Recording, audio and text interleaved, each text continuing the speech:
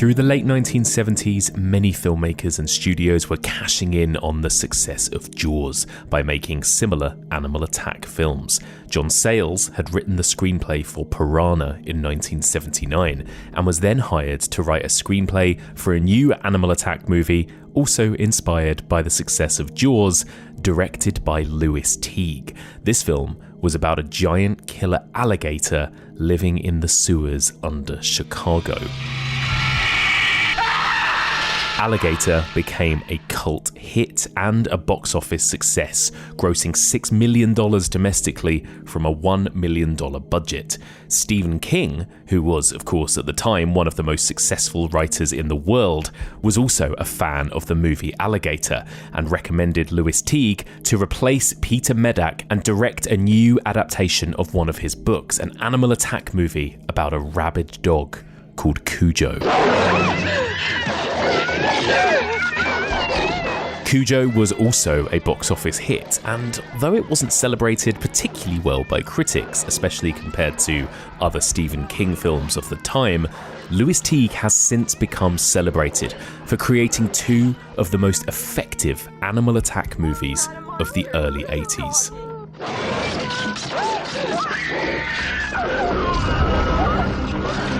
Join me as we continue exploring the evolution of nature in horror, and we discuss two Teague animal attack films, Alligator and Cujo.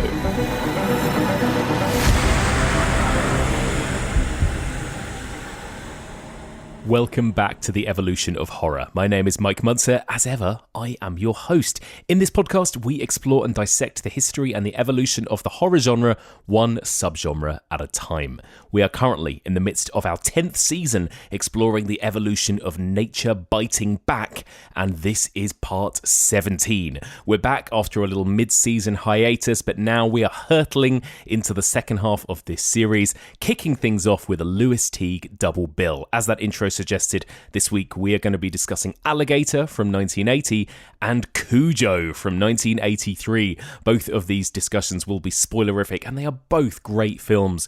Go and give them a watch before you listen to our discussion. Joining me to discuss these two bangers, one of the longest and oldest friends of the pod. He was here way back in part 1 of our slasher series, and he's been here regularly ever since. Writer, programmer, and all-round horror mastermind, Michael Blyth. How are you doing, Michael? Hello, I'm very good. Very happy to be back. Feels like I haven't been on the podcast for years now. It feels like a long time, doesn't it? It's not been that long. You were here in our last season to discuss home invasion movies with me, right? We did some Wes Craven chat, but it's been a long time. Let me ask you, in comparison to kind of home invasion, we've been talking about kind of like the great outdoors, the horrors of nature and the natural world, and that's everything from kind of animal attack movies to natural disasters and various other things. What are your kind of thoughts generally on this subgenre? Are you a fan of these types of movies? Well, I mean, I must confess, my real life sphere is basically animals and nature. So this is this is probably the I would say not necessarily the genre the subgenre that scares me the most, but I think probably it's the one that kind of hits the hardest somehow. I was very scared of animals as a child. So Cujo, as we're going to talk about, was a very formative and probably quite destructive experience for me. Oh wow, incredible! So is that's been a lifelong thing for you? You're not like you're not a dog person, a cat person, like anything like that? Yeah, this is when I lose the lose the goodwill of all the listeners. No, sadly, I'm not really a pet person. I'm better than I used to be, but yeah, I blame my mum. Well, I think there's definitely one of the things that I found a lot from all of my guests so far. I think definitely when it comes to kind of like the horror community is we're not massively outdoorsy people. I don't think people are very interested in doing like rock climbing or swimming in the ocean or anything like that, right? So true. Yeah, just different people. I think nature is fundamentally frightening, so we avoid it. Mm-hmm. That's really interesting because I think these movies are not often considered the scariest movies, though, right? Like when we talked about Home Invasion last year, for example, that's the one that really triggers people, right? And yet these movies are considered more kind of like fun, silly kind of crowd pleasers, aren't they? Yeah, I think so. I think there's something, it's kind of interesting, isn't it? I think for me, it's like the kind of the outdoors, nature, whatever, it's the kind of unknown that's, there's something, the unpredictability of it, I think is what's kind of frightening. So I guess, with, when we're talking about kind of people, home invasion, the kind of real life, kind of human horrors, there is an unpredictability, but it's a different kind, isn't it? There's kind of, you can sometimes rationalize or you can understand people's motivations. I think there's something about the kind of cruelty of nature and animals that you just can never really truly make sense of. I think that's what it is, isn't it? There's no there's no motive as to why a shark is going to eat you or whatever, right? It's just its natural instinct. You can't reason with it. And that actually, thinking about it, is kind of scarier in a way than dealing with another human being, I think. Yeah. I think it's when you've got, zombie versus shark is when, that's when it truly comes together for a true moment of pure cinematic terror. Oh my God, that is the pinnacle, isn't it? That movie. Yeah, incredible. Do you have any particular phobias, like more than others? Is there any particular animal that is the ultimate threat for you? Yeah, as I said, I'm not a huge dog fan. Was actually very, very scared of dogs as a child, and then tried to get over my fear of dogs when I was a little bit older. And then in my kind of rehabilitation process in my early 20s, I was actually attacked by a dog, which set me back a little bit. So, but I'm getting there again. But I'm also deathly afraid of spiders, which is pretty predictable and kind of most people are. But it's an all-consuming fear. Have you seen any of the spider movies that have come out this year? We've had like Infested, and there's another one, Sting, I think. Yeah, I did. I really liked Infested. I thought it was, it was really great. Yeah. I liked how the people, I liked the kind of scenes where everyone was like literally just screaming and they're hysterical trying to get rid of these spiders and stuff. It was, there's a lot of kind of smart stuff going on and the kind of social commentary, but I thought there was something about the kind of hysteria and the panic of seeing a spider was really well put. Do you think, what is it about these movies? You've worked as a programmer and other things like that for years. Like, these movies do feel like they're always crowd pleasers, right? Like, you get a new shark attack movie, what feels like every other month at the moment, right? And a new alligator attack movie or whatever. What is it about these types of movies that seem so kind of enduringly popular, do you think? I think they've been kind of co-opted by that kind of like, super low budget kind of trashy thing, your Sharknadoes and stuff like that. I think there's something, they've become somehow this kind of jokey, gimmicky type of cinema. And I think that, sometimes you get really great ones still coming through, but there's something, and they're almost kind of camp and ridiculous about them that's kind of turned into. And I think that's, that's kind of been the case, I guess, for quite a while when you think about like the kind of history of nature and animals in horror. There's not a huge amount that are really seriously, tough to watch. I think there's, a handful, but a lot of them, they are kind of ridiculous and kind of fun. Yeah, it's funny, like, it's a handful of like the quote unquote masterpieces in this subgenre, right? Basically, you've got like The Birds and you've got Jaws and you've got a couple of others, and then you've got the zillion movies that came in between those kind of tentpoles, it feels like, right? Yeah. We're very much in a kind of post-Jaws place in this era we're about to talk about too, right? The kind of late 70s, early 80s. It feels like all of these movies we're about to discuss are very much like it's Jaws, but with a ... right? A different animal or whatever. Yeah. So we're going to talk a little bit about Lewis Teague. And actually, I briefly kind of talked about him when I did a kind of cat double bill a couple of weeks ago, and we talked about Cat's Eye. But tell me a little bit about Lewis Teague. Like, when did you become aware of him as a filmmaker? I think it was Cujo that when I became aware of him, and when I was young and kind of 8 or 9 or something, I was really, really obsessed with Cujo. I used to watch it all the time.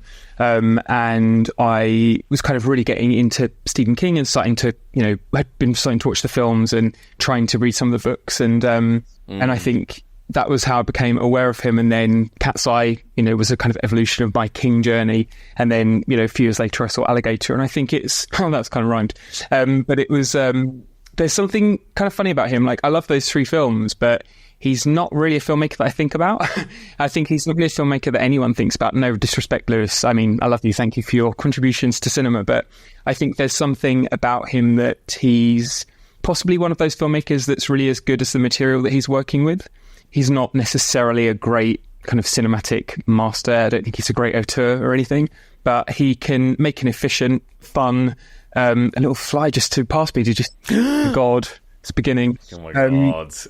Yeah, I think he can make a fun, efficient little kind of horror romp, but I don't think he's necessarily a filmmaker that has ever kind of gone beyond that, or he's someone that we're kind of we were going to ever really see more from. Maybe that's a little bit cruel to say. I mean, I think, the case with Alligator, it's John Sayles' script that's so great about that film. It's what really brings it to life. Cujo, it's King's story that's so brilliant about it. I think that he's a kind of jobbing director to a certain extent, but I do think he's got a sense of humour, and I think he brings a sense of fun to the films that he's making and a kind of love for what he's doing. But yeah, I think that he's I'm not kind of claiming him as like an unsung master of horror cinema. You don't think he's, because we've people talk about these directors that are particularly good when it comes to King adaptations too, right? You talk about Frank Darabont, or you talk about Mike Flanagan, or whoever.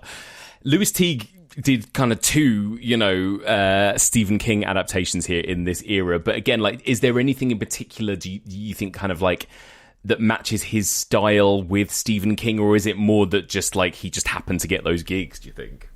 I think there's something about him. I mean, that thing that I was saying, that he's quite a kind of working, jobbing director that comes in, gets the job done, knows what needs to be done, hits the right beats, etc. And I think there's something about King himself that loves that kind of, or very much used to love that kind of filmmaking.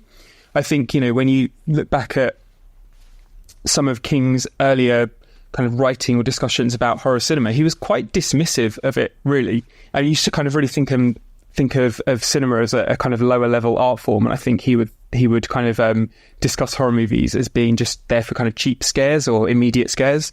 And I think that there's something about Lewis Teague's work. I mean, King's talked about how much he loves Alligator, and that's kind of how Teague came on board with Cujo. I think, there was a recommendation from King or whatever it was. And I think it was because he was just doing that, going in, getting the job done, efficient, no frills. There's no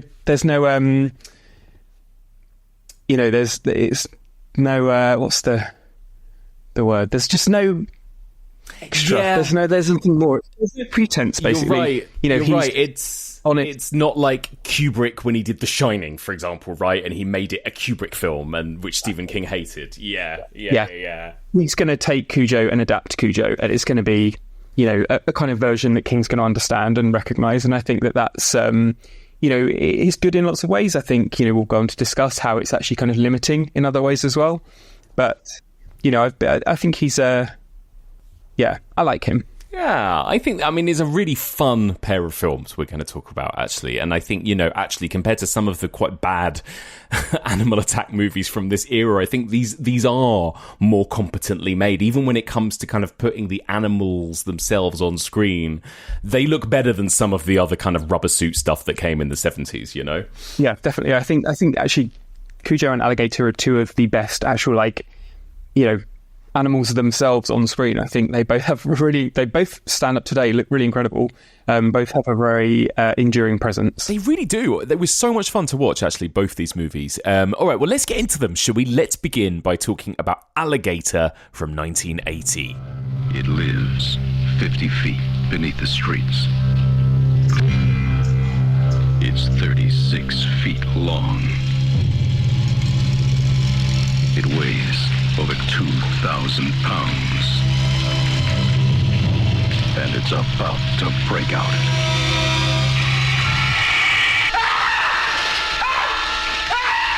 You're looking at the one who saw it. And it was big. You said it was dark. Now, perhaps you were mistaken.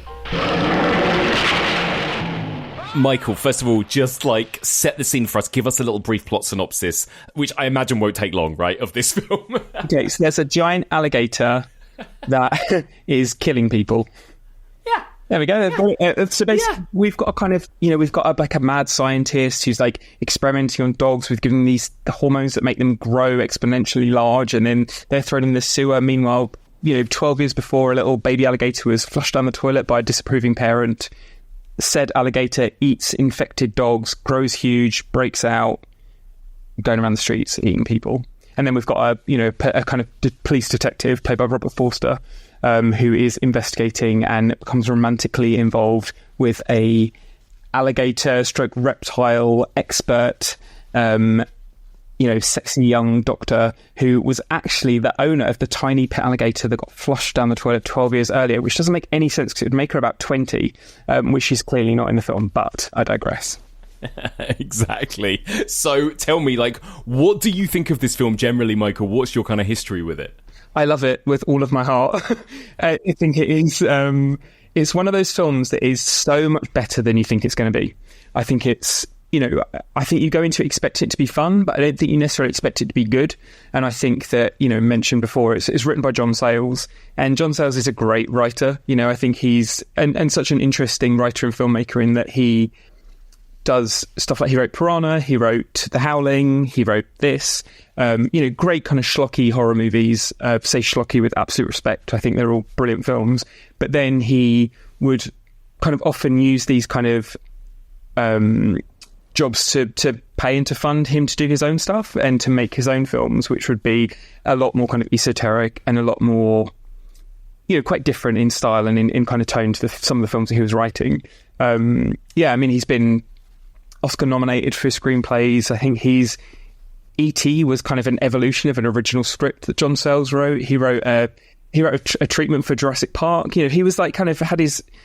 he's very respected, and I think he's got lots of connections, and he's someone that that people really admire and filmmakers really admire, although he's not necessarily like a household name. But yeah, I think that his presence is what really kind of makes Alligator for me. I think from what I understand, the original script was something completely different. It was kind of alligator movie, but without any of the kind of interesting, amusing subplots or the kind of witty dialogue and stuff like that. And then when it came to being made, it got rewritten and John Sayles came on board, etc., and it became the film that we know and love. But yeah, I think it's one of those films that quite often kind of exploitation movies from around this era, you're kind of just waiting for the kills, you're waiting for the monster. But actually, I think this film is as fun when the monster's not on screen as when it is. Yeah, I agree. I really enjoyed this movie as well. And I think you're right about that. It's quite surprising how interesting and fun the human stuff is in this film, because that is often what is lacking in a lot of the kind of the lesser animal attack movies. I think you're just kind of waiting for awful humans to die a lot of the time. Whereas this movie, I kind of forgot that there's this whole cop procedural half of this movie where you've got Robert Forster and you've got his relationships and you've got his jokes about his thinning hairline and all this stuff, right? That is didn't necessarily have to be in a movie about a killer alligator, I suppose, right? Yeah, and I think that's Robert Forster is such a likable presence.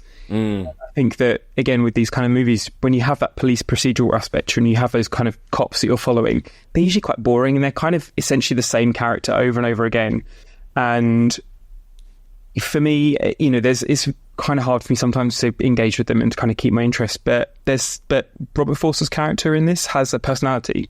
You get a sense of him. He's funny and he's charming. He's also very attractive, I have to say, but I don't need to go into that too much, but he's just such a... He really brings it to life. Where you hear him talking about the film and making it as well, he's so enthusiastic about the film and he talks about it with such affection. And I think you can see when you watch the film, there's no ironic distance there. There's no kind of, he's not lowering himself to be in a film like this. He's fully committed. He loves it. He's having a great time. He's a joy to watch. That's really nice, actually, that he isn't kind of dismissive of this film, actually, because I think I kind of associate him with kind of the more, I don't know, I think of Tarantino films he's been in or whatever, David Lynch stuff, whatever it might be. And it's nice that he was able to embrace these sorts of movies earlier on in his career. And yeah, he's a really good looking guy, actually, when he was younger, because again, I don't think I've seen many of his kind of earlier roles. Again, I always think of him as being that slightly older guy, Yeah, the unsung honey of Hollywood, Robert Forster. But yeah, no, he's really great, and I think that everyone's brilliant in it. And you've got a kind of range of performances in the film. It's his kind of love interest, who is played by Robin Riker. She's great. I think she's got a bit of character. She's got a bit of personality to her. There's something about her that's not just the stock character. There's a kind of humour that she has, which is kind of consistent throughout the film. And I think that again, you don't often see that, and particularly with kind of female side characters in these films. Usually they really don't have much of a personality beyond doing one thing. I'm not saying she's a hugely richly written character, but you get her. She's really good company, and I think the two of them work really well together. And then you've got Robert Forster's boss, who's got this kind of like voice the whole way through. And it's like, he's playing a character. He's doing a very specific kind of performance. And again, it's like, it's knowing it's B-movie, but it's not taking the piss. It's, there's something affectionate about the whole thing. I think it knows exactly what it is. It knows how to be funny without being dismissive. It knows how to be stupid without being... without going too far with it. I think that it's pitched just right. Yeah, tonally, it's a really interesting film, isn't it? Because especially in that opening sequence. So that opening scene, by the way, I love how quickly we get into it. Like, barely 30 seconds has passed and you see a guy getting his leg chomped by an alligator, right? And that little girl takes that baby alligator home. And what on earth is going on with her, like, I think her dad, when she gets it home, right? Like, you think that, like, I don't know, the tone there of that sequence, you think this film is going to be truly unhinged. It's actually not as unhinged as that opening scene makes out. But that dad is truly insane.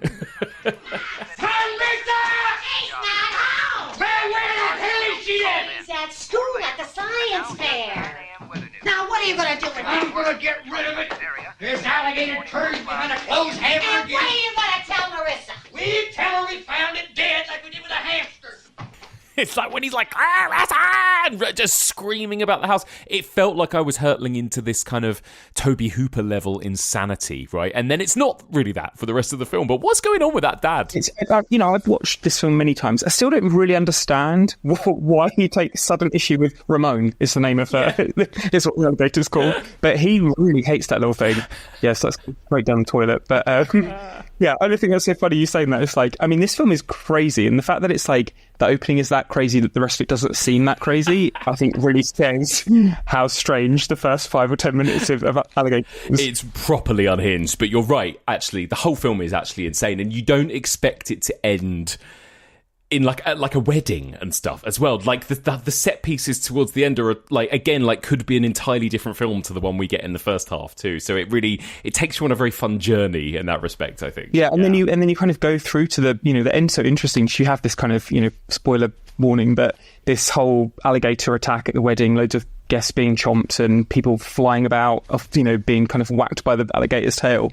But then it kind of the real ending is Robert Forster's character goes into the sewers and has this kind of, is trying to basically like blow up the alligator, and he puts this kind of, releases this gas, and it becomes this really slow kind of murky, quite tonally very different to the rest of the film. It looks amazing, those kind of final few minutes, and there's something quite kind of downbeat about it, and it goes from being this really hilarious kind of rompy monster mash kind of fun to being quite unsettling somehow. I think it's a really interesting kind of tonal shift, again, which is just pitched perfectly. It doesn't feel at odds with what's come before, but it doesn't feel, it feels like it's kind of doing something different. It feels like it's kind of taking you by surprise.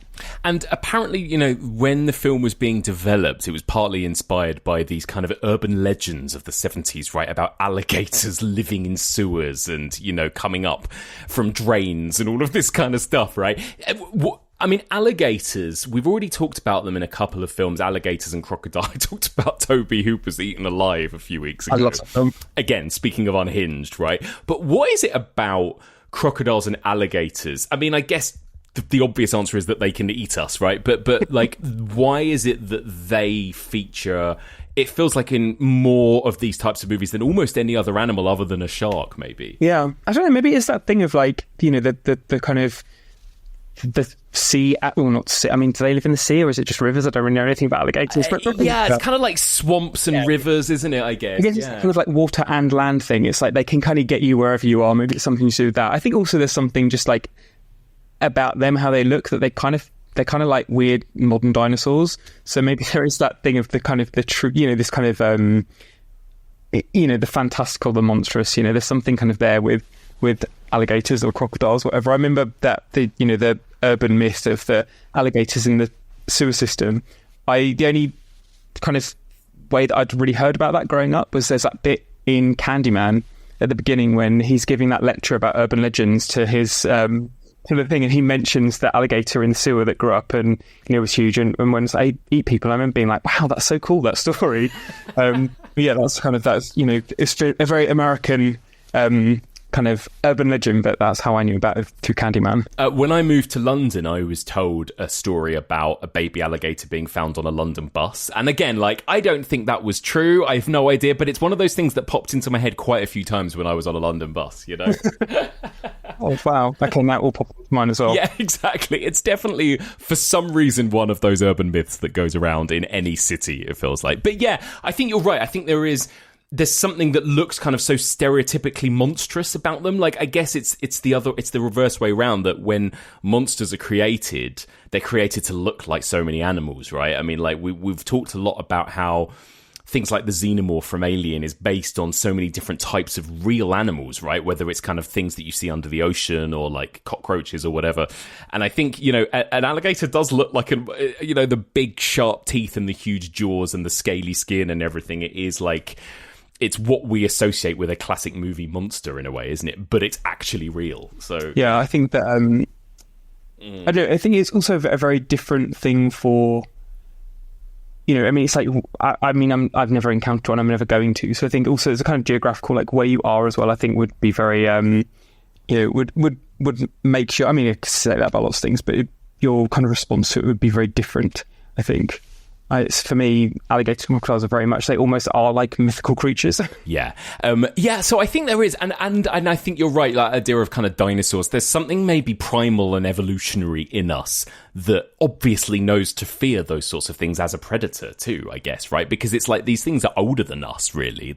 They've been around on the planet for longer than we have too, and I guess it's just always that thing with nature, isn't it? That nature reminds us that we're not kind of the kings, we're not the top of the food chain, the planet is... We're this moment, we're this little fleeting part of the wider universe. It's almost kind of Lovecraftian when you think about it like that. There is something about when you think about the kind of the monsters of Lovecraft, there's something, the insignificance of humanity and the how small we are. I think there is something about that you can trace through kind of wider throughout kind of monster and animal nature and kind of animal horror. I think as well, so this movie is an interesting mix of kind of the old and the current as well, because it feels like it could owe a debt to almost like the 1950s monster movies, in that it's kind of like toxic waste makes something giant, right? There's almost that kind of them type kind of story. But then also it feels like it very much owes a debt to Jaws, doesn't it? In the way that it's shot and scored and everything. And it's that fun thing that you see these... I say rip-off, again, mean that with love and affection. You see these rip-offs of kind of, big, successful Hollywood movies, but they're so fun because it kind of goes further. It does the kind of thing that the Hollywood movie didn't do.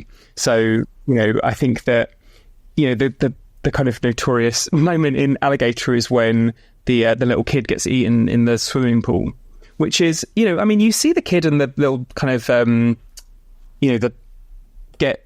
what happens? It's been so long since I've seen Jaws. There's the kid that gets eaten. He's on that kind of lilo thing, isn't he? Yeah. He gets chomped down in the sea. Yeah, it's kind of it's horrible. It's kind of thing, and the mum's looking for him, and it's very sad. But there's something that feels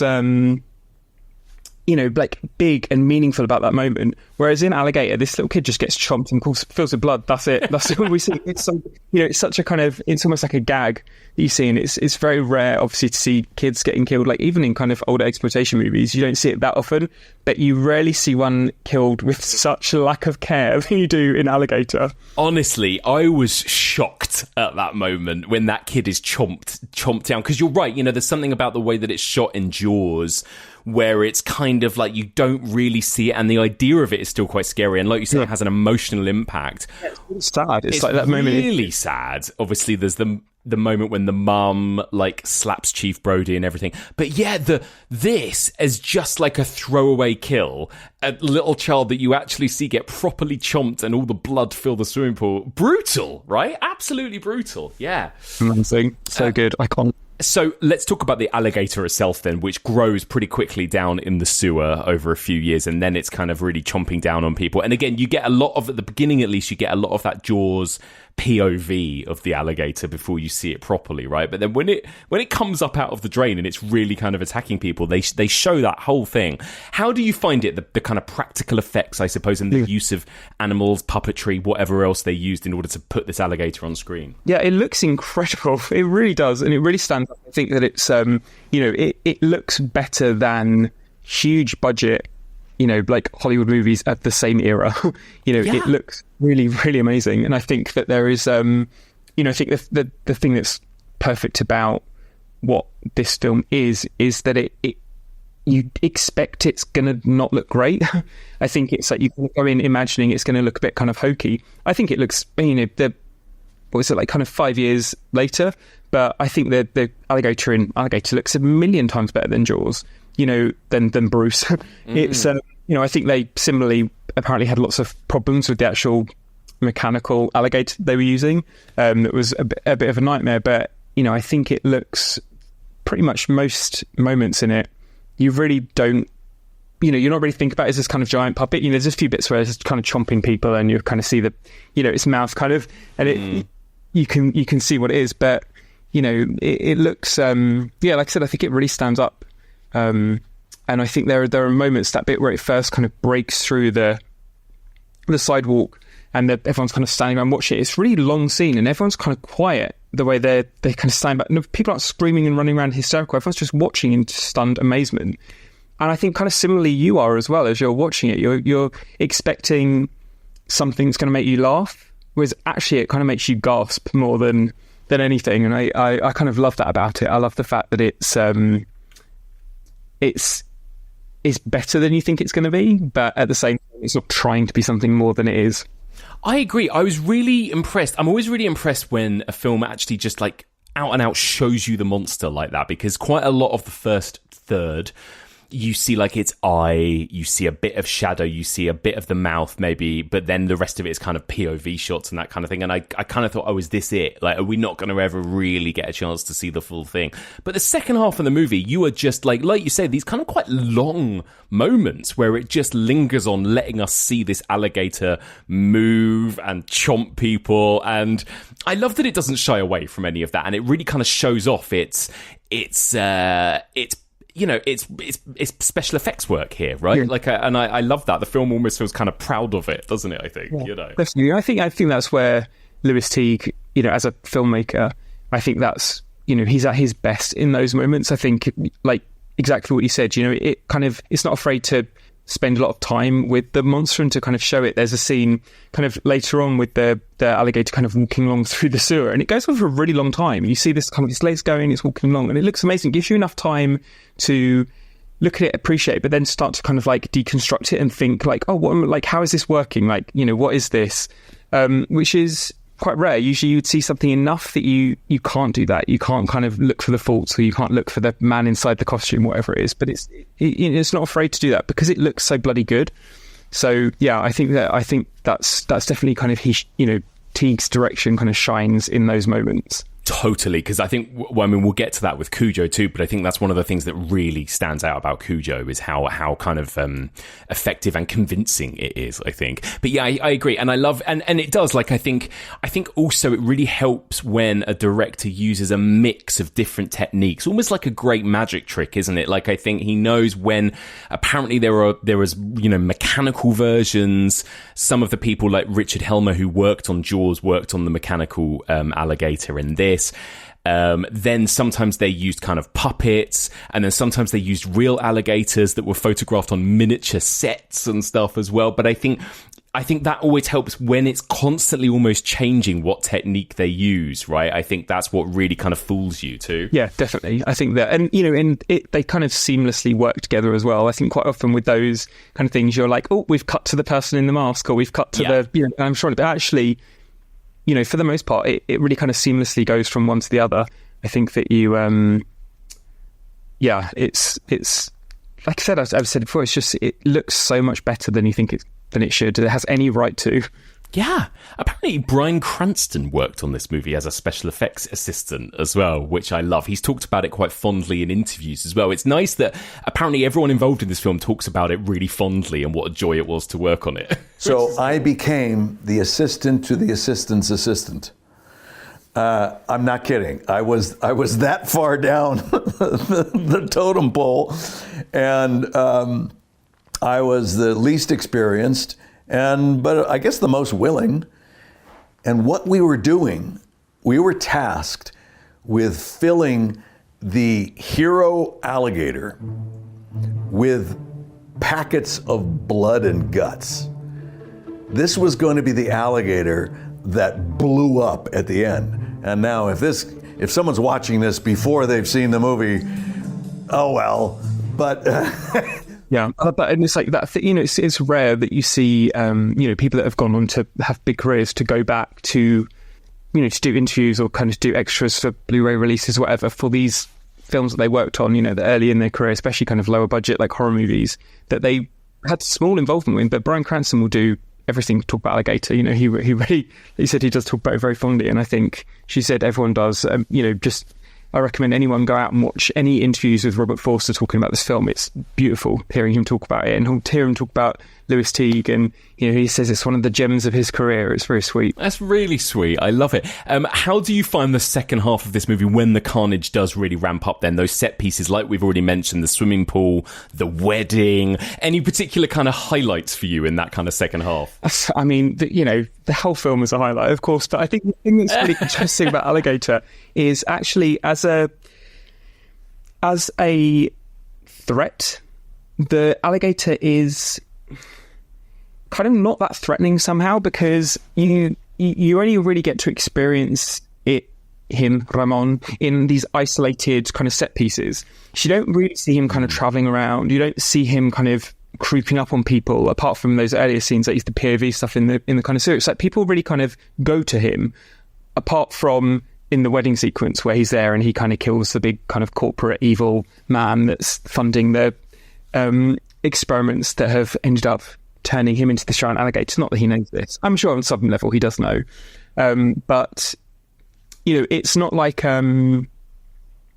Jaws, where these people are unaware and they're in the sea and they're swimming out and he's coming up. It feels like you can really easily avoid the alligator by just staying indoors, or you could really easily avoid it by just walking in the other direction, because it's also very slow.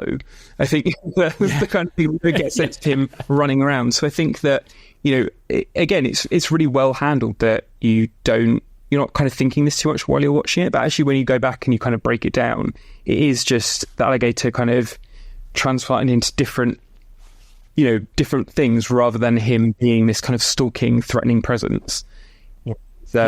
It's not actually a particularly exciting film. I think that's what's kind of that's what's different to Jaws. I think it doesn't have this unbearable tension throughout. It's it's more set pieces, and it's more kind of moments, and it's more fun, and it's it's all this a million different things, but it's not necessarily.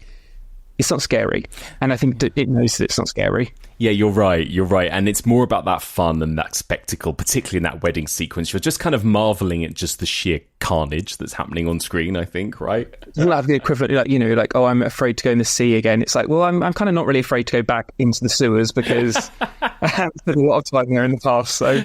Although everyone in this film seems very happy to just walk into the sewers, just in their regular clothes, with their shoes on, honestly. Just tromping around through. It's people very carefree when it comes to walking through excrement. I know, right? It happens in so many movies. I was just talking this week about Jason Takes Manhattan as well, and how much weird shit goes on in sewers in that film. Yeah, but yeah, do you think as well there's a lot of these kind of animal attack movies or natural horror, eco-horror movies have these kind of often eco-messages and subtext and that kind of thing. Like, is this movie saying anything? Has it got any kind of message, or is it purely just a kind of exploitation movie? What do you reckon? Oh yeah, I mean, definitely it's it's pretty broad in what it's saying, but it's essentially like, experiments on animals, and this, these experiments that are being funded by this this huge kind of corporate I can't even actually think of, I don't even really know what the company is that is like funding These things were basically, it's this evil man who's like the head of the evil company that's funding the evil experiments that are causing all this kind of havoc, who ultimately are the family that are massacred at this wedding, which is, obviously joyous to watch. But, it's pretty broad strokes in what it's saying. It's like good, bad, evil corporations, evil experiments, evil this, evil that. But it knows what it is. It's not trying to make big, insightful political statements, but it's just fundamentally is that, it's got a kind of like anti-establishment vibe throughout the whole thing. And also the alligator itself is pretty kind of, he's kind of selective about who he's eating. He really eats just essentially bad people, apart from a couple of poor staff at the wedding.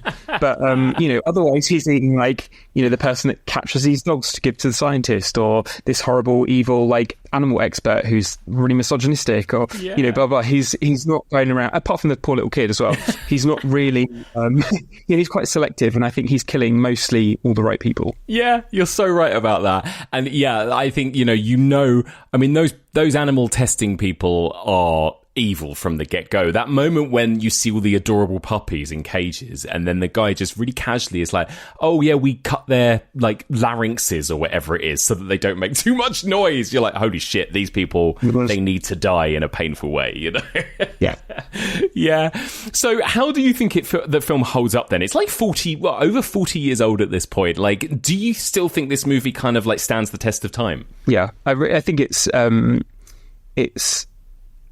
one of those kind of, cult classics that really is very deserving of being that. I think that it's everything you want it to be and more.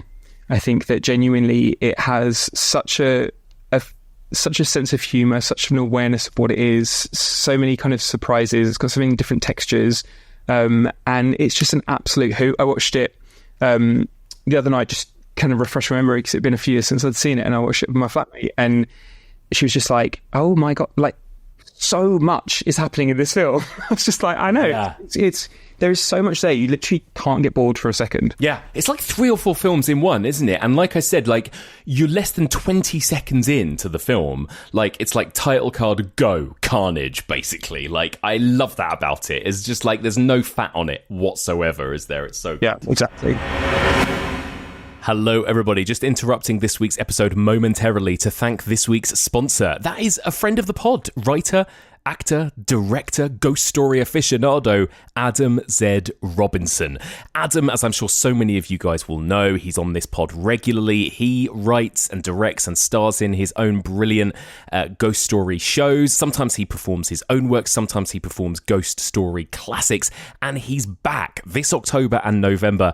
Adam Z. Robinson will be touring his latest terrifying ghost story show, Nightmares. The show will be coming to 23 theatres up and down England, including London, Birmingham, Coventry and Leeds. The tour opens at Harrogate Theatre from the 3rd to the 5th of October. The shows feature 3 of the most horrifying tales ever written. The Judge's House by Bram Stoker, The Kit Bag by Algernon Blackwood, and John Carrington's Wedding by E. Nesbitt. And they have all been brilliantly adapted by Adam for the stage. Now, if you have seen Adam's previous shows, you'll know how good he is at adapting and bringing ghost stories to life. I've seen pretty much all of his shows that he's done over the last few years, and they're so atmospheric, they're so compelling, and they're creepy as well. And I'm so excited to come and see his new show. In fact, I am going to be there, as well as a whole bunch of other friends of the pod, at the performance that's happening at the Greenwich Theatre just outside London on the 2nd of November.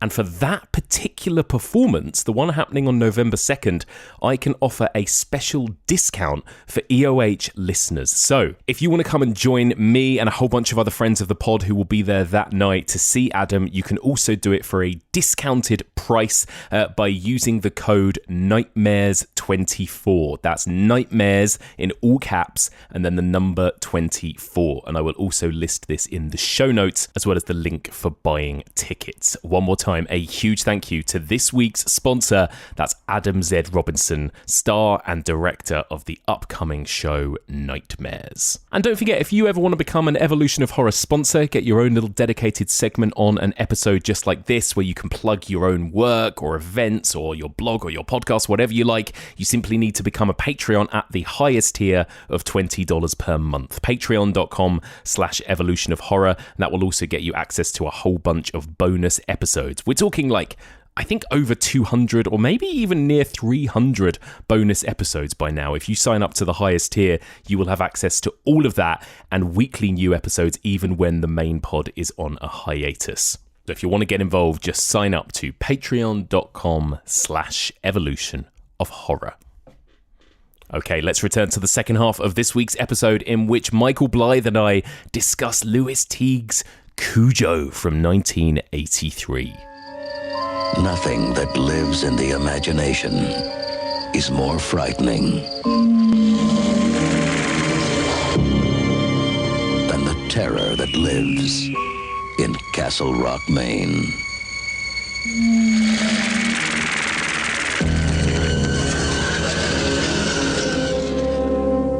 Cujo?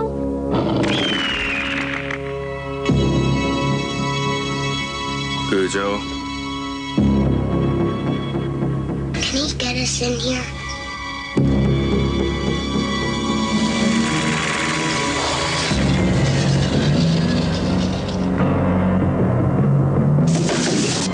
Can he eat his way in here? Can he? Oh my God, I'm losing my baby.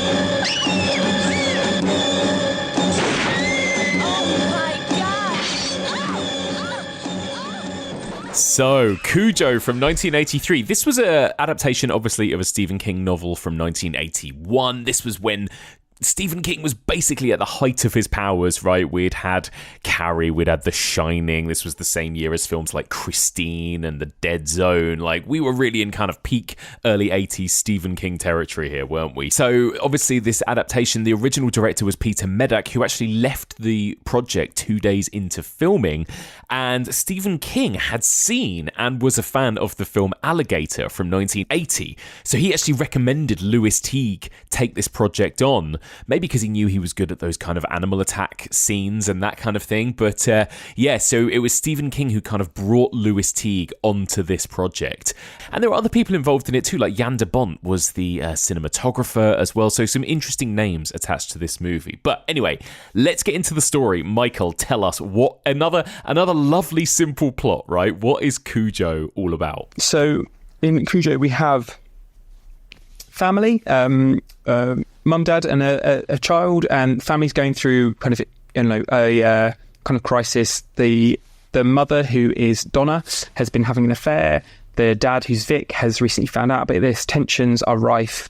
The kind of meanwhile, Tad, who's their little boy, who's I think he's 6, is kind of plagued by fears of a kind of monster that's living in his closet, which seems to be very much his kind of awareness of this kind of discord that's happening within the family, and him kind of dealing with that. Meanwhile, the family car's on the blink. Dad has to go away on a business trip, leaving Mum to go and get the car serviced, which is going to be out at this kind of remote farm in the middle of nowhere. At said farm is Cujo, the beloved Saint Bernard who has recently been bitten by a rabid bat and is very much changing in personality. Car breaks down, family are trapped. It's kind of essentially, it's one of those films that's really interesting because I think people think of it as being the film with the mum and the boy trapped in the car and Cujo's there, and that's kind of the whole film. Whereas really, that's only the second half of the film. I think that, I think we've got so it's a 90-minute movie. It's kind of 40 minutes of the car. So actually there's a lot of other stuff going on. There's a lot of kind of like family drama. There's a lot of character building, and there's a lot of... I think there's actually a lot more substance to Cujo than people give it credit for. The animal attack and the kind of stuff in the car is brilliant. It's great. But I think it's as long as it should be, that section. I think that you kind of get enough of that. But I think, when it does move into that second half, it's like a kind of siege movie. Yeah. It really is. They're trapped. They're trying to find a way to get out, and it's repetitive, but in the way that it kind of should be. I think it's I really love this film. Yeah, I was going to ask you, what do you think of it? As somebody, I know that you're a big fan of King and King adaptations. I remember back in one of our earliest chats together, I think, was when you were currently programming a Stephen King season for the BFI, right? How do you find Cujo in comparison to the plethora of other, iconic King adaptations, would you say? I think it's kind of top middle tier of King. I think it's not reaching the highs of Carrie or The Shining or Misery. Those like really the iconic kind of like some of the kind of top tier ones. But I think there is it's lower budget. It's a bit kind of rough and ready. But I think that it's very true to the spirit of King's book. Which again is pretty rough and ready. It's not regarded generally as one of his best books. I like it a lot, but it's we again can talk a little bit more about the novel. But it's I think it's a film that has a reputation as being it's all right. But I think it's kind of better than people give it credit for. I think that it's a really it's this. I think Lewis Teague brings that kind of efficiency to his filmmaking. I think it does what it needs to do, and it kind of does it quite well. I think the kind of problem maybe here with Cujo, I think it does slightly oversimplify the novel, so that there's a lot of possibly too many tangents or too many kind of subplots or other things going on in the book. But I think there's too few happening in the film. I think there's a kind of middle ground which it doesn't quite hit. But yeah, generally I like it a lot, and it really fueled, as I said, my intense fear of dogs as a child. So yeah, me too. I love this movie, and this movie really freaked me out when I saw it as a kid. I think it's something to do with that mix of like, obviously it's a child that's in so much peril in this film. I remember being really disturbed by what the character of Tad goes through when he's in the car, and he's like dying and hyperventilating, and the dog trying to eat him and trying to eat his mum. And I saw this way too young, and it really fucking traumatized me. There's something about like what happens in this film, how tense it is, and also the fact that it's a dog that is a very everyday animal that you come across. The fact that this is like, I remember I became really obsessed with the idea of like rabies as well. I'm like, is this a real this is a real thing, right? Like rabies is it was a very present threat in my life as a child. Honestly, it was one of those things. Like, I've spoken about this with people about how like in the 80s we were all really scared of like quicksand too. It's like rabies was another one of those things that seemed to really exist as a genuine fear in the 80s.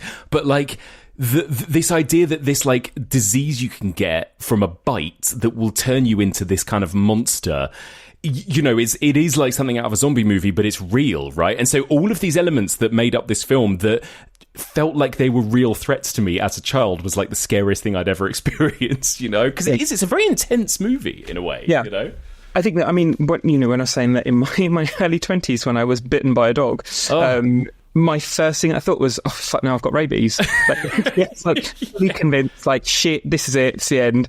But yeah, so Cujo's definitely got a lot to answer for. I think Cujo's really interesting as well, because I think it's a film that's actually not as widely seen as much as people know of it. I think that it's not necessarily a film that I think it's a film that's not really endured, or it doesn't really have an audience now necessarily. But I think the name is, very synonymous, and I think that he's, a very kind of iconic character.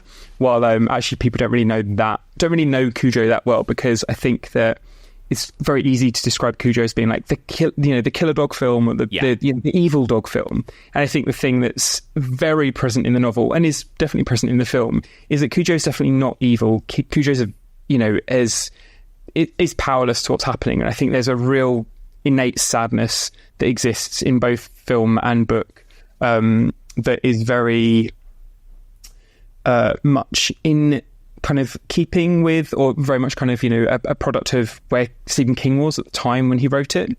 So have you read the book, Mike? I have, and I remember thinking it was not what right. I think there is a real kind of sleaziness to that novel, right, as well. Like, and I know that famously King kind of doesn't have any memory of writing it, right? Sure. He was so coked up and whatever else at the point of writing this novel that he doesn't even remember writing it. And it surprised me how much kind of like human sleazy soap opera drama there was in this movie, as opposed to just killer dog stuff, Yeah, I think that in the book as well there is a kind of arguably a slightly misogynistic voice in there as well. I think that is unfortunate, and I think it does detract sometimes. And I think that Donna Trent, is it Trent or Trenton? I can't remember now. Trent. Trent is Sorry, Trenton. It's Trenton. There you go. Charlotte Trenton is a great character. I think she's a really, she's a great kind of horror heroine, and she's a really complex character as well in lots of ways. But I think King does kind of undermine her sometimes. And I think that there is a kind of misogynistic vibe to it. And I think there can be, and there's often, been people talk about the film as though what she goes through is some kind of punishment for her, kind of marital indiscretions or, extramarital affairs. But I think that I think it's hard to argue against that, but I think there's more to her than just that. And I think that where the film really succeeds is because Dee Wallace, who plays Donna in the film, is just so good. She's amazing. It's such a great performance. And I think that, King's talked about this. Actually, lots of people have said similar things, that if she was if Cujo had been on the same budget as Carrie or The Shining, she could have got an Oscar nomination. It's a great performance. And I think it's one of the kind of iconic, female horror performances of the 1980s that she still doesn't get enough credit for. But she lifts that character so much. She makes her fucking tough, and she makes her, she's resilient, but she's real. She's not this kind of, she doesn't turn into this larger than life superhero. She's in pain, and she's, her struggle in that film is so real, and her absolute kind of agony at what her child's going through. I think there's a lot kind of going on there. She really brings that out. Yeah. Which is, I think, the film's kind of greatest, aspect is Dee Wallace's performance. I agree. She's amazing. And actually, I think Danny Pintaro as Tad as well, like for such a young boy, is both really effective performances. And you're right, like this idea of her being sort of punished and stuff, I think absolutely that element can be read. But I think you're right. She's not just like this stereotypical wife that goes off and has an affair. Like, I don't know, I've seen it done worse in other films, even other King adaptations. Like, I was thinking of Salem's Lot. Do you remember in Salem's Lot, the Toby Hooper version, where there's the wife that's having an affair and then the husband like punishes her and stuff, and she's drawn in a lot more kind of two-dimensional kind of way. I think King has done it worse with other characters and other novels, and I know he comes under fire a lot for a lot of the time the women are either the crazy psychopaths, they're, Margaret White, or they're Annie Wilkes, or they are the battered wives, they're Wendy Torrance, or they're Beverly Marsh from It, or whatever as well, right? And like, I think all of that is very valid. But I think that what I love about this, and I can't, it's been a while since I've read the book, so I can't remember how much of it is in the book, but you definitely get from Dee Wallace that there's a lot more nuance there, like you say, than she is just this, like, I don't know, just this like this two-dimensional like cheating wife, that she's really going through something. She's torn, she's confused, she's got desires, and she does it, but she's a mother, and her husband is a nice guy, and like all of these kind of things I think is kind of interesting, mature storytelling in a way, right? Which it doesn't always get credit for. You're right. Yeah, I think there's a lot of pain in that book. I think there's a lot of pain from King. I think, like you're saying, he was, very deep into his alcoholism and cocaine addiction at the time. I remember writing it. I think that he was, from what he's talked about, that he was, borderline abusive, as a kind of father and husband. He was in a very, very dark place, and that darkness and that pain is just in every page of Cujo. I think it's a really unpleasant read in lots of ways. It's a really sad book. It's a really depressing book. But it's, I think this anger comes through in Donna's character, but I don't think it's just purely an anger about, it's not purely just this kind of alcohol fueled rage, or it's not just about him being this kind of, kind of abusive parental figure or whatever it might be. It's also a reaction, a response to kind of, America at the time, and this kind of Reagan era, like return to like social family values, and the film kind of feels like this deconstruction of this like all-American dream, the kind of family unit that is eating each other up from the inside, and the only thing that's kind of missing from that family is like the dog, and it's like they literally go to get their car fixed, and this dog comes to eat them. It's there's something about the kind of the family unit, America eating itself, that's that feels very, again, it feels very kind of present, but it feels very angry. and it feels almost kind of unfocused as well, because there's so many other things that have been kind of drawn in. I think that's, for me, what's so fascinating about the book is that it's difficult to read in ways that a lot of the other Stephen King novels aren't. I think it just doesn't have the fun of a lot of his other books, and it doesn't really have the humour in the same way. I think that the thing that is also, for me, kind of missing in the film, which I think is kind of almost impossible to do, so I don't blame the film for this, but is the kind of characterisation of Cujo himself. I think what's really fascinating in the book is that a lot of it's written from Cujo's point of view, so you get to hear his internal thoughts, and he's like, fuck, this is what's happening to me, and he's like conflicted when he's first infected, and he's having these feelings, his feelings of rage towards his family that he loves, or the kind of the boy in the family that own him. He's like torn between this desire to love and to care and to be this kind of like loyal family pet, but also to kill and to attack them. And I think it's like, that is King's struggle. That's like what he's going through. And I think that having this helpless dog and having this kind of like this thing that should be the symbol of love and family and affection and loyalty, to kind of turn that on its head, but having it kind of told from the point of view of the dog is so interesting. I mean, how can you do that in a film? It'd be great if you had a voiceover. It's insane.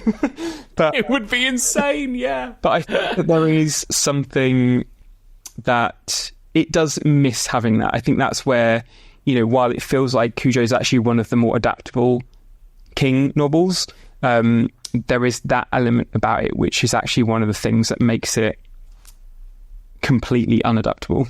I think there's that, and I think actually we've seen how it can be done in different ways. I think Gerald's Game is such an interesting comparison, because we've again got, essentially the story of a woman who's isolated, who's trapped, and it's a kind of, for a lot of the film, it's like a single room, it's car, bedroom, whatever it might be, setting. But, Mike Flanagan finds really smart ways to kind of get into her mind and to kind of have, or to show what, Stephen King writes about. And I think King's notorious for having a lot of time spent on internal thoughts of his characters, which is so difficult to translate to the screen. Flanagan is like the master at getting that right. He does it so well. I think Misery is, another one that, again, it's like got this kind of isolated space, and while it's more kind of action based and less about what's happening in Paul Sheldon's mind, again, there is still ways in which that film keeps you, really linked into what people are thinking rather than what they're just saying. I think that Cujo doesn't manage to do it. Again, very difficult. How do you do that with a dog? But it does make the film feel a lot more straightforward. And I think it's kind of partly why as well people think about, the film with the evil dog, because, by the end you kind of, that's all you can really see him as. Yeah, I love that. And I think that's really interesting what you said about, because I was going to ask you, what is this film really about, I guess? Like, because it's got these two sides to it. It's this kind of soap opera about this family, and then it's this killer dog. And it's not as easy to draw a line between them as it is between Jack Torrance and his alcoholism and then what happens to him in the Overlook Hotel, for example, right? That metaphor is much clearer there. Whereas with Cujo, it feels a bit more incongruous, that just like, and by the way, there's this dog with rabies almost. But I love that thing about what you said about this idea of a kind of the domestic unit almost eating itself in some way. That makes sense. Yeah, because I think that you've got the kind of, the parallels between the Trenton family and then the family who own the farm, the Canbys, I think they're called. And the father in that family is, he's abusive. It's he's the mother is trying to get away from him, and she takes the son, lies about where they're going, to kind of get away from them. But there is very much a kind of literal abuse going on in that family. But the kind of parallels between the two, we both have these women, these mothers in those families that are trying to flee. They're feeling stifled, they're feeling trapped, they're feeling dominated, or that they're feeling like their agency has been taken away from them in some way. But the way that it is with Donna and the way that she deals with that, I think it feels like she's being judged a little bit for it, I think, in both the book and the film. But I think that what it lacks is a little bit more about her husband, about Vic, his character, and his, he's almost quite passive in the film. I don't think he's really that much of a kind of presence there, but you get a sense of him being quite not that present, not that kind of attentive, not that, not kind of being that supportive companion or that partner that she wants and she needs, and that they're equal, that she needs. So I think that he kind of gets away with quite a lot really in that film as being, I think she's a character that's responding to the situation that she's in, but we don't really get to see enough about his part in that situation, if you know what I mean.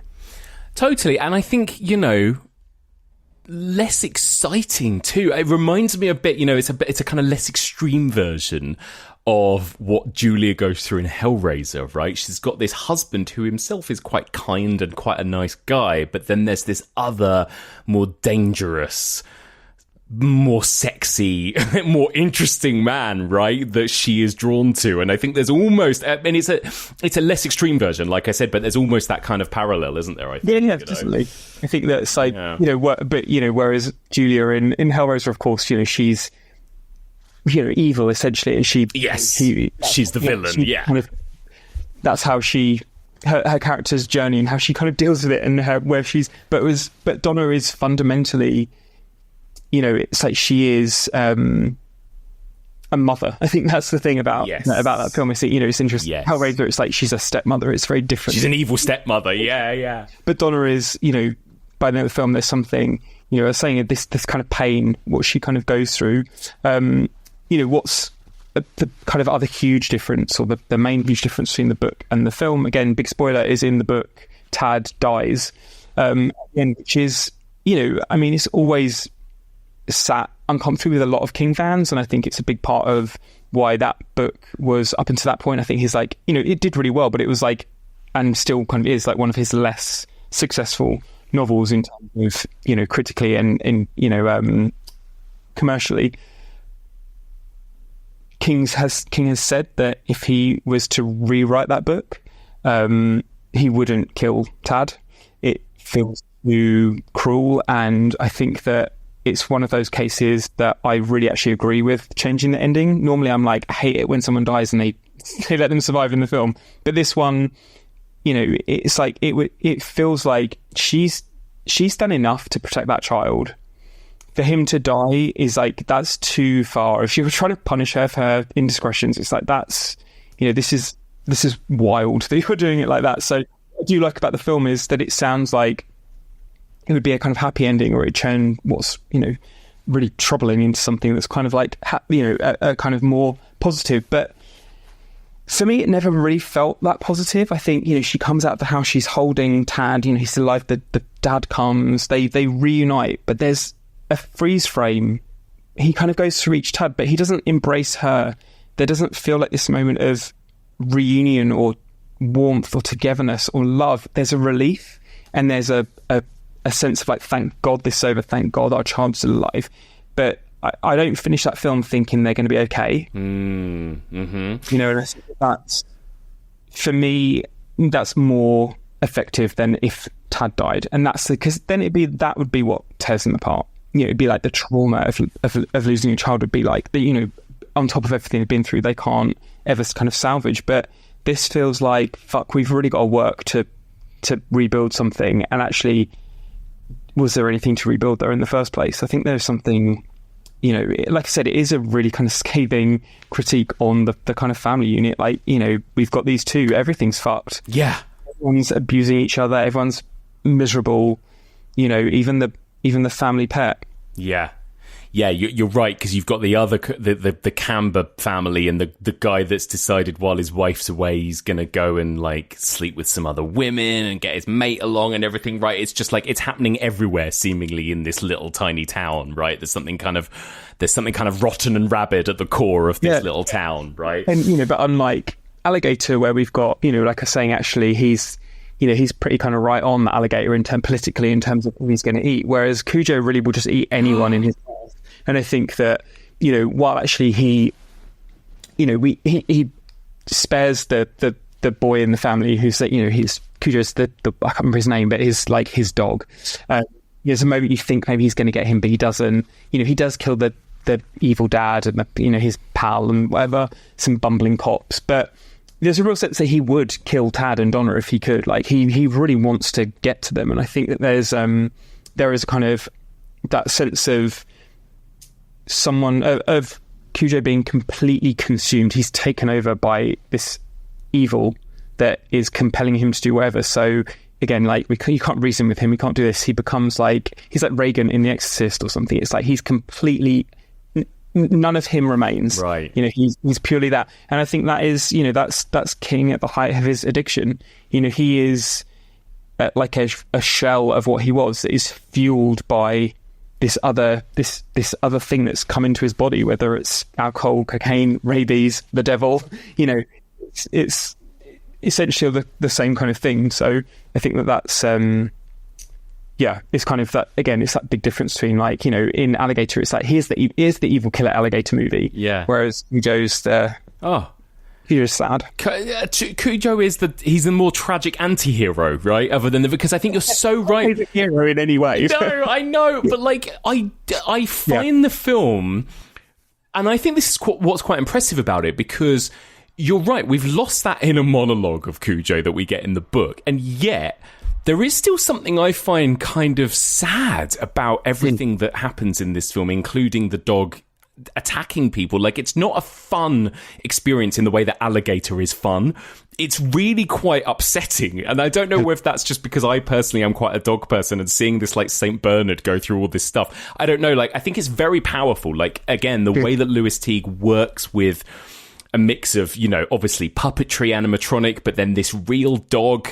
And I think it's interesting that it's a St. Bernard, right? Obviously it's a very big, imposing dog, but it's not like an Alsatian or something that may be more stereotypically vicious, aggressive, monstrous. There's something kind of cuddly, right, about a St. Bernard. So it's that kind of subversion of, dogs are supposed to be man's best friend, quote unquote, and they are a family pet, and kids love them, and taking this big cuddly fluffy dog and turning it into this monster is kind of upsetting, Yeah, and St. Bernards are they're helpful, we love humans. They don't carry a little thing, a little is that a real thing or a myth that they have those little I don't know, tiny little keg under their chin and mountains? I think it's a thing. Yeah, maybe it's like alligators in the sewer. It's people listen to this being wow, this person's really stupid. But, I will say that as someone who does not like dogs, I feel bad for Cujo in that film as well.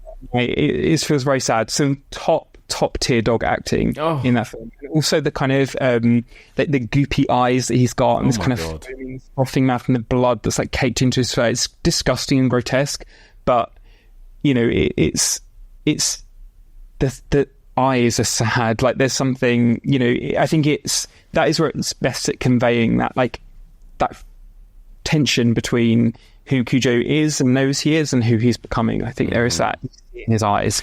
I think that the kind of practical effects and the dog work in that film is astonishing. I think it stands up 100% today. For me, there's not a moment in that film where I'm oof, that looks a bit naff. It's really, really well done. It's incredible, honestly, and I think I'm so invested in it that I almost don't notice. And there are a couple of shots. I think there was 4 different St. Bernard dogs. There was several mechanical dogs. There was a black Labrador / Great Dane mix in a St. Bernard costume, apparently. And then there were also a couple of shots that involved stuntman Gary Morgan playing the dog.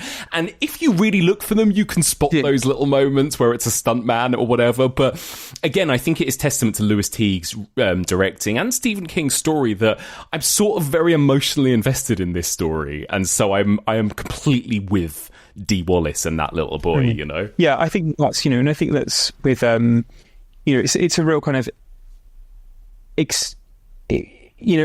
I think that you are impressed by the physicality of Alligator, and his presence on film, but Alligator's not a character in that film. He's an alligator stomping around. Cujo is Cujo. He's a very specific. He's a real.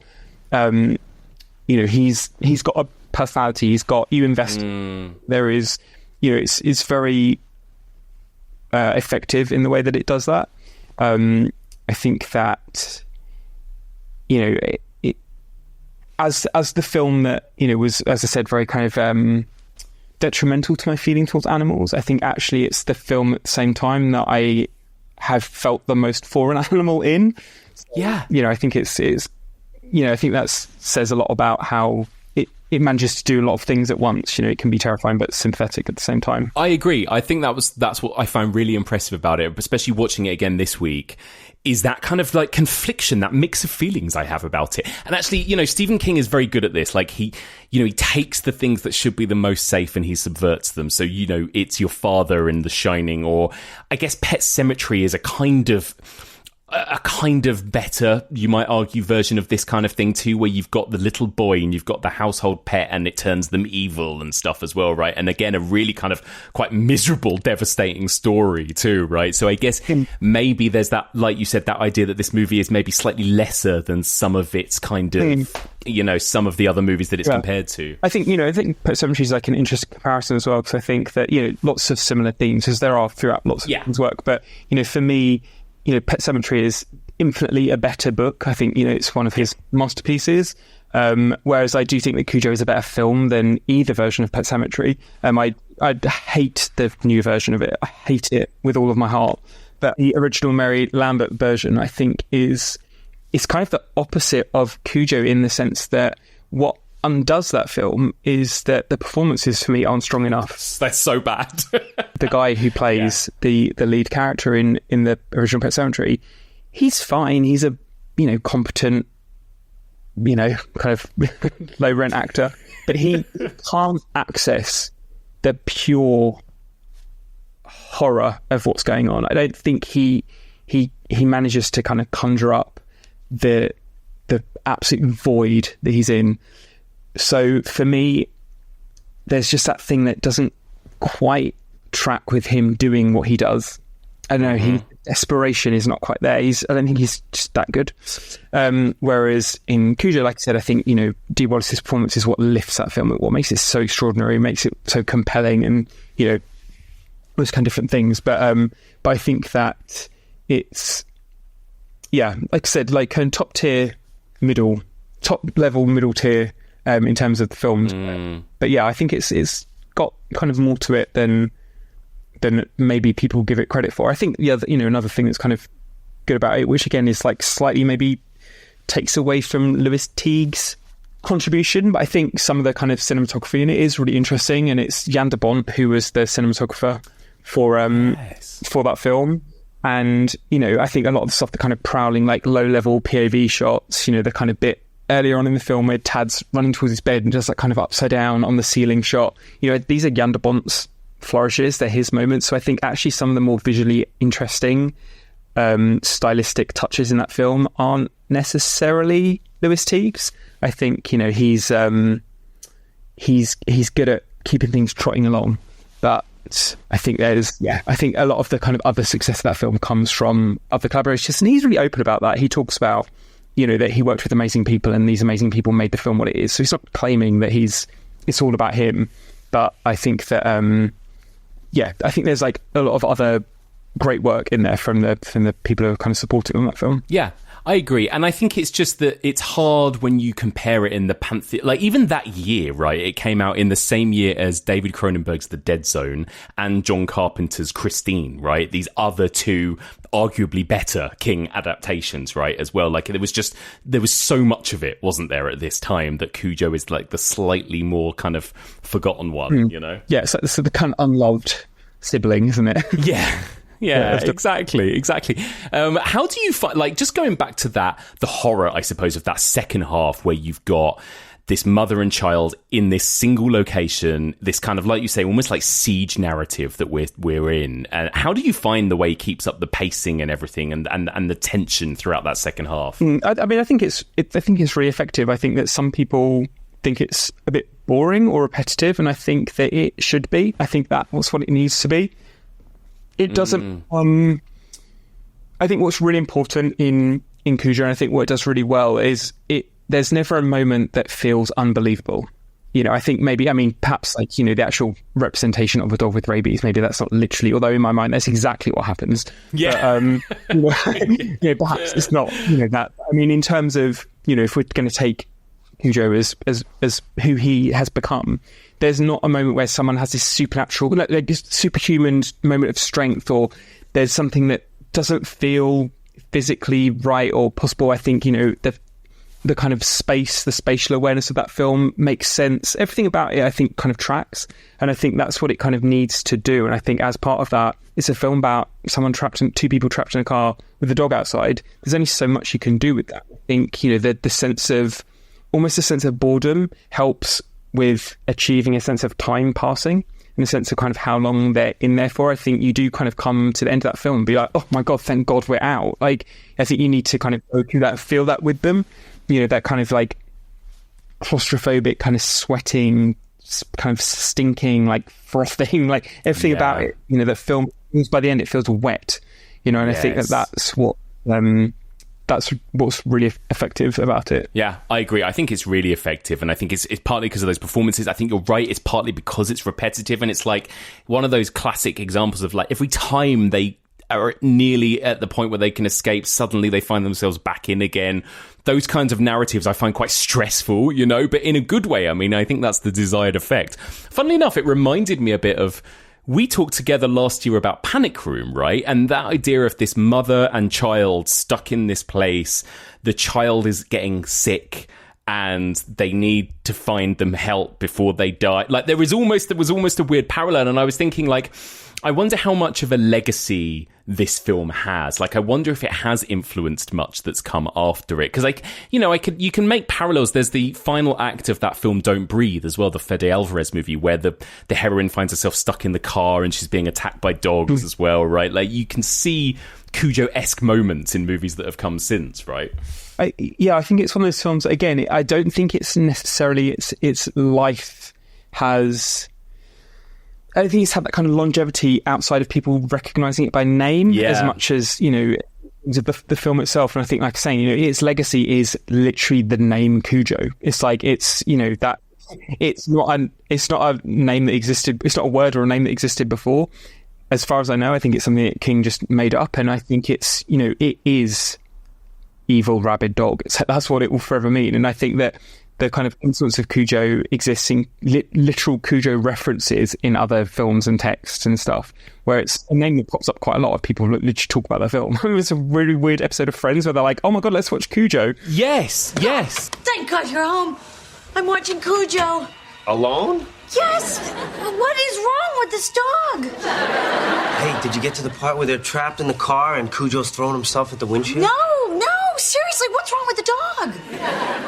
It's true. When you have references like that in Friends, it proves that it's kind of passed over into the public consciousness in a very different kind of, very unique kind of way, hasn't it, I think? I think that most people that are watching it would know what it was, but haven't actually seen it. So I think that maybe that's part of what, what they're trying to go for. Maybe they're just huge Cujo fans on the set of Friends. But, I don't think there's those films. But I think that what I was going to say was that the kind of influences, maybe that bit in Don't Breathe that you're talking about, things like that, I think they're also things that kind of existed pre-Cujo as well. Yes. I think there's lots of things that you could be like, Cujo is reminiscent of XYZ. I don't think it necessarily did stuff that was like pioneering new stuff, and it was so kind of extraordinary in what it does that it really shifted or changed horror in some way. But I think that what it kind of did do that was really, which was really important, and I don't think is kind of talked about enough, was show that you can have, or that, within films that are slightly dismissed or that are seen as a bit kind of hokey or a bit, whatever it might be, you can have fucking extraordinary performances in them. And you can have like A-tier, incredible all-timer, performances that go without getting the credit they ever really deserved. Yeah, of course. And there are so many examples of that, aren't there, in horror, but this is a perfect one. Dee Wallace is phenomenal, the kid is phenomenal, even Cujo is phenomenal in this film. And I think I've watched so many of these animal attack movies, particularly the kind of 70s post-Jaws ones recently, and they're fun, but they're kind of funny, right?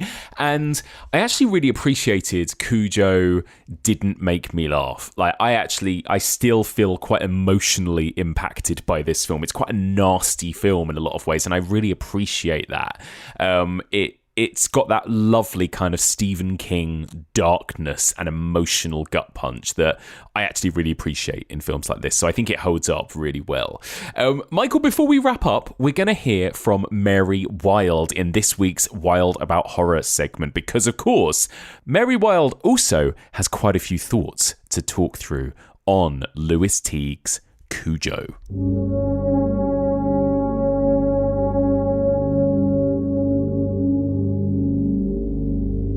Hey Mike, Mary Wilde here, with some thoughts on the American horror film Cujo, directed by Lewis Teague, based on Stephen King's novel of the same name. The story follows a mother and her son who are trapped inside their car while protecting themselves from a rabid Saint Bernard. Despite mixed reviews during its theatrical release, the film has gathered a cult following over the years. Cujo, once a friendly and easygoing Saint Bernard, chases a wild rabbit and inserts his head into a cave where a rabid bat bites him on the nose.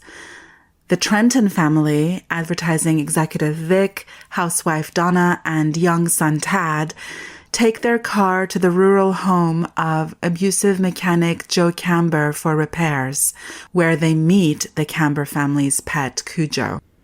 Vic and Donna's marriage is tested when Vic learns that Donna had been having an affair with local stud Steve Kemp. The early signs of Cujo's infection start to appear, though no one notices. Eventually, the furious stage of Cujo's infection sets in. Cujo goes completely mad and kills Joe Camber's neighbor and then mauls Joe to death. Vic goes out of town on a business trip as Donna and Tad return to the Camber property for more repairs. Cujo tries to attack them, and they are forced to take shelter inside their Ford Pinto.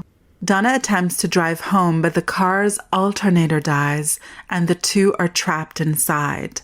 The hot sun makes conditions unbearable. Donna realizes that she must do something before she and Tad die of heat stroke or dehydration. Attempts at escape are foiled by Cujo repeatedly attacking the car, breaking a window and biting Donna. The film's action leads up to the protracted, unrelenting scene of Donna and Tad terrorized by Cujo inside the Ford Pinto. But let's zoom out a bit and consider how the emotional energetics of Lewis Teague's film play out, and what possible psychological motives are illustrated in the gory tale of a rabid Saint Bernard antagonizing humans of all ages. Vic's profession matters here. His advertising agency is failing, and he is under enormous pressure due to a scandal over a breakfast cereal. The commercial campaign he has devised makes national news as several children have seemingly vomited blood after eating the ironically named Sharp cereals. The product is speedily recalled from all American stores. The drama might have been caused by some red food dye posing no real danger to consumers, but the optics are catastrophic and serious damage has been done to Vic's business as a result. News anchors covering this story openly mock the advertising campaign in which the so-called Sharp cereal professor extols the virtues of the product and, while tasting it, declares, "No, nothing wrong here." The TV commercial plays in a scene of the film where tension is palpable between Donna and secret lover Steve around the Trenton family dining table. Indeed, something is decidedly wrong here. The structure of Vic's advertising hook, the insistence that there isn't anything untoward occurring, is an excellent cinematic example of the Freudian clinical concept of denial. a psychological defense mechanism where an individual refuses to accept or acknowledge a reality or fact that causes anxiety or discomfort. It involves the rejection of certain aspects of external reality that are too threatening to the conscious mind, often because they challenge the person's self-image, beliefs, or emotional stability. Freud saw defense mechanisms like denial as unconscious strategies the ego uses to protect itself from distressing thoughts, emotions, or experiences.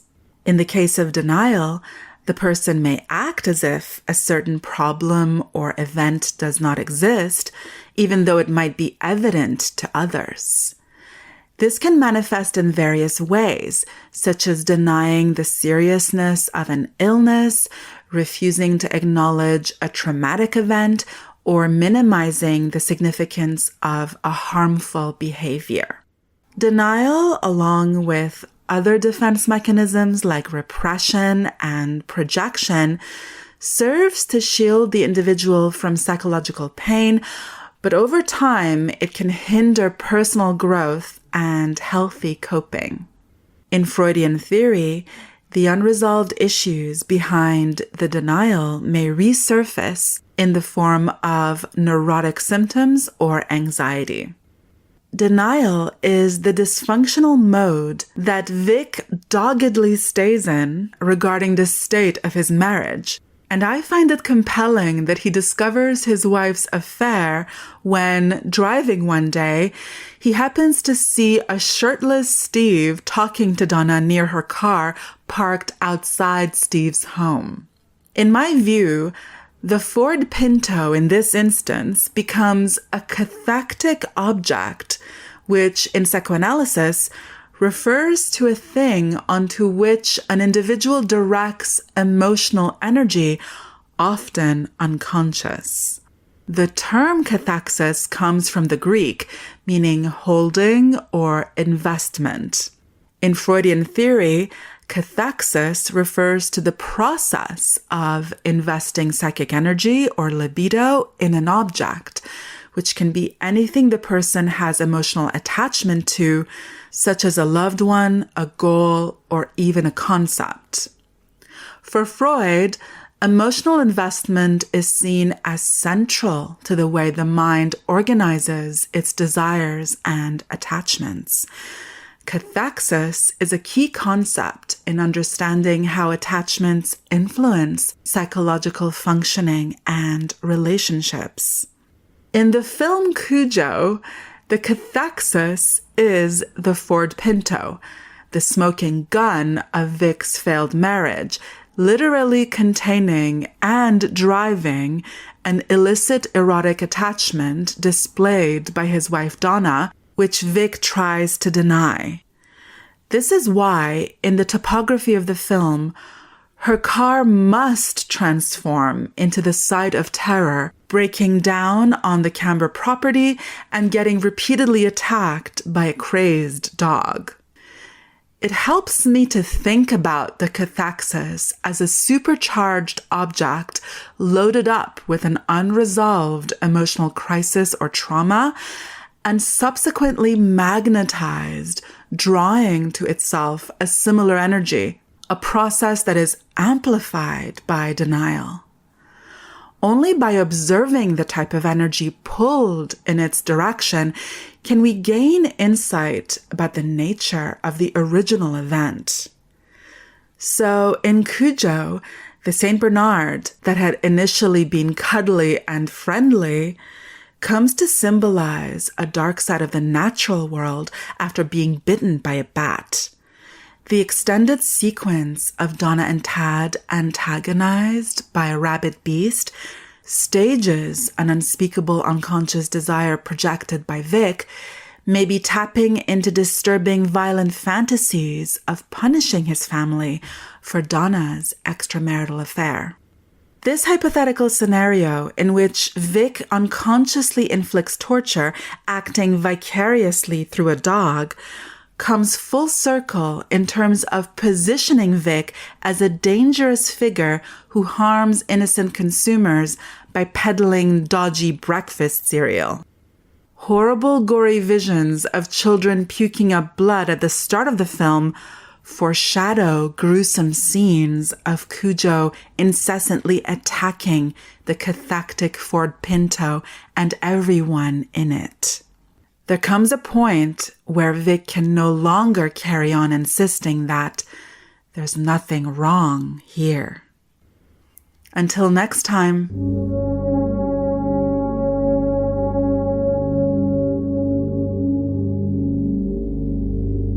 A big thank you to the wonderful Mary Wild. And don't forget, if you want to hear more from Mary, you can sign up to her Patreon. Head on over to patreon.com/Mary Wild. Okay, Michael, we're going to wrap up on Cujo very shortly. But first of all, I just want to ask you, what do you think is the future of Cujo in terms of adaptations on screen? We've seen so many, remakes and re-adaptations of King's work recently. We obviously got It chapters 1 and 2. We had a Salem's Lot, which is, I think, finally about to come out, right? There was a Firestarter that was terrible. We talked about Pet Sematary, that was pretty terrible. So yeah, I don't know. Do you have high hopes for a new adaptation of Cujo at any point? Yeah, I don't know. I mean, it's one of those things that you asked me a few years ago and I'd been like, yeah, please do. But now, after the ones that you've just mentioned, including It Chapter 2, which was the worst of all. Actually, Pet Sematary was the worst of all, but It Chapter 2 is... Yeah, I feel like it's the kind of... there's so many missed opportunities with King adaptations, and so many... Pet Sematary, for me, was a perfect example of a film that was just crying out for a great remake. It's a decent film, but it could be so much more, and it just fucking fumbled it. Again, Firestarter that you talked about, but I think that the problem with Cujo, and I think the reason ultimately why I would never want them to remake it, is because that there'd be a CGI dog. Yeah, for sure. No one wants to see that. No one wants to see that. No, you're absolutely right. Like, this is the problem with animal attack movies as well, is that you've either got kind of dated puppetries and rubber suits, or you've got bad CGI. I'm at some point in this series going to get to that 90s era of Deep Blue Sea, Lake Placid and everything around that time, right? And as fun as those movies are, the CGI is dreadful. Anaconda, like all those movies, like... Oh my God, yeah, so many. But it's really interesting, isn't it, that we've got like these two Lewis Teague films that are actually the kind of like two of the ultimate examples of like, it's not bad puppetry, it's not like crap CGI, it's like... No! This moment where just both these films look so amazing. Both the animals in this film feel so real. Genuinely, and you're right, it almost feels kind of like sacrilege to say it, but genuinely better than Jaws, like in terms of the animals on screen. Yeah, Jaws looks crap. I mean, Jaws is great, but I mean, Bruce looks crap. But it's like both these films they look the effects and the kind of the care and the attention and the detail that's gone into the practical stuff in the animals. It's just better than it should be. It's better than you would think it's going to be. But and I think the thing about Cujo as well that I think I really love is it really feels like that dog is fucking banging into those doors, and he's like, face is like melting off, and all these kind of things. It feels like that dog is in pain, and he's not. I mean, it's like, they've talked about, and the dog handler on that film is, you can read lots of stuff about him and talking about how well the animals are treated, yada yada. But it really feels like, it just feels like that Cujo was an actor who was like really performing those scenes. Honestly, it really does, and there's something I find quite kind of like weirdly moving about that. I don't know what it is, but I think honestly, genuinely, I love it. I loved it so much. Well, there you go. What a fun pair of movies to discuss, Michael. Thank you so much for this. And my final question for you, as always, is if it's not one of these two, do you have a favourite movie in this whole kind of subgenre? And I know the really easy answer is probably Jaws. Is it Jaws, or do you have another personal favourite? I mean, I do like Jaws, but I feel like if I was going to go Jaws or Alligator, I'd go Alligator. I'd go Piranha. I like the kind of the trashier version. I mean, Cujo really was the kind of probably the most important one for me. But I really love Long Weekend, which we briefly mentioned earlier, which I remember seeing on TV when I was like 10 or 11. It was like on like BBC, or, Channel 4 or whatever, like a late night set to report, watch it the next day when I came from school. And I'm just being like so grossed out by it. It was so grubby and bleak and wasn't at all like, it was like, a couple do this and nature fights back. And I just was being like, this is not nature fighting back. This is so weird. I felt so uncomfortable watching that film, and it just stuck with me for years. I remember being like, that film that I saw when I was a kid, and watched it again when I was older and was really blown away by it. But I think that new films, I love a film that's set in the outdoors that feels so claustrophobic, and I think Long Weekend is one of those. Absolutely, it's like the oppressive atmosphere of that is absolute, and to me that is what nature is, and that is why I stay in the city. Completely agree with you. Yeah, love it. Well, Michael, thank you. As always, it's been such a joy to have you on. Like, just let people know if they want to come and find you and have a go at you about your views on dogs and other animals. Where could they come and find you and your work? Well, I mean, you can find me on Twitter, Michael J. Blyth, but but be nice. It's not my fault. Like Cujo, I'm just an innocent victim. Exactly. Michael, thank you so much for joining me.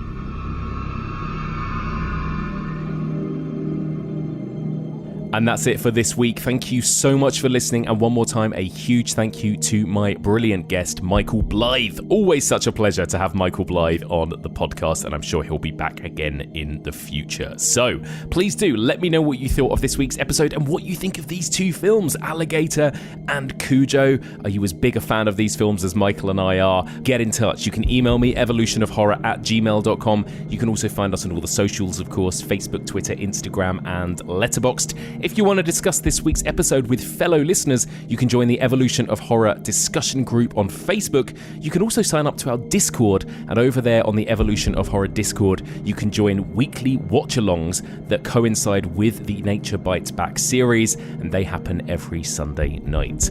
You can find this podcast in all the usual podcast places, and if you get a spare minute, I'd be so grateful if you could drop us a little rating and review on Apple or Spotify or whichever is your podcast app of choice, as that always really helps us get discovered by new listeners. So, on to next week then, part 18 of our Nature Bites Back season, and we've got something a little bit different next week. We are moving from kind of your classic American cinema to a bit of British television. Next week, I'm going to be joined by Matt and James from Journey Through Sci-Fi to talk about the eco-horror / dystopian / sci-fi kind of nightmarish adaptation of John Wyndham's The Day of the Triffids. We are going to be talking about Day of the Triffids, the TV version made by the BBC from 1981. That is going to be a spoilerific discussion happening on next week's episode. Join us then for all of this and more on the Evolution of Horror.